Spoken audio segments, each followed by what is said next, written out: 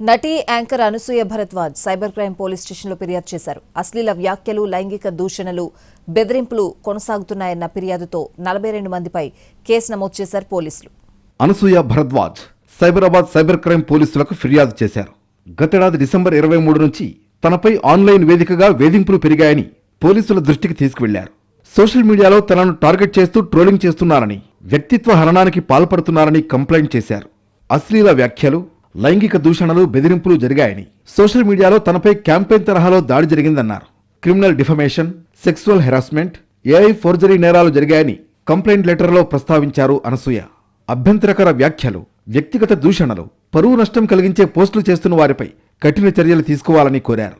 మొత్తం 42 మందిపై IT act సంబంధిత సెక్షన్ల కింద కేసు నమోదు చేశారు సైబరాబాద్ పోలీసులు.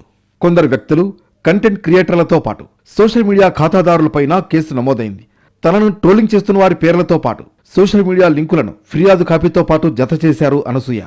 ఆ వివరాలు పరిశీలించిన పోలీసులు సోషల్ మీడియా ఇన్ఫ్లుయెన్సర్స్ బొజ్జ సంధ్యారెడ్డి, ప్రియా చౌదరి గోగినేని, పావని, రజని, రేడియో జాకీ శేఖర్ భాషా, నటి విజయలక్ష్మి, సీనియర్ నటి కరాటే కళ్యాణితో పాటు కొంతమంది యాంకర్లు, యూట్యూబ్ ఛానల్ నిర్వాహకులపైన కేసు నమోదు చేశారు. ఓ ఇంటర్వ్యూలో తన అభిప్రాయం చెప్పిన తర్వాతే ఈ వేధింపులు మొదలయ్యాయని అనసూయ ఆవేదన వ్యక్తం చేశారు.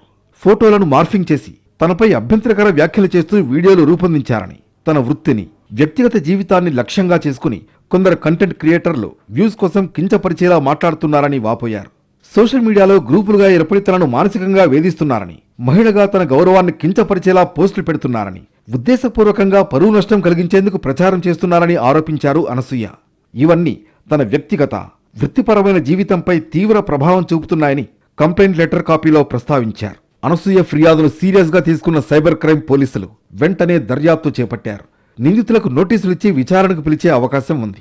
చట్టాన్ని ఉల్లంఘిస్తే చర్యలు తప్పవని, న్యాయపరమైన పరిణామాలు ఉంటాయని పోలీసులు హెచ్చరించారు.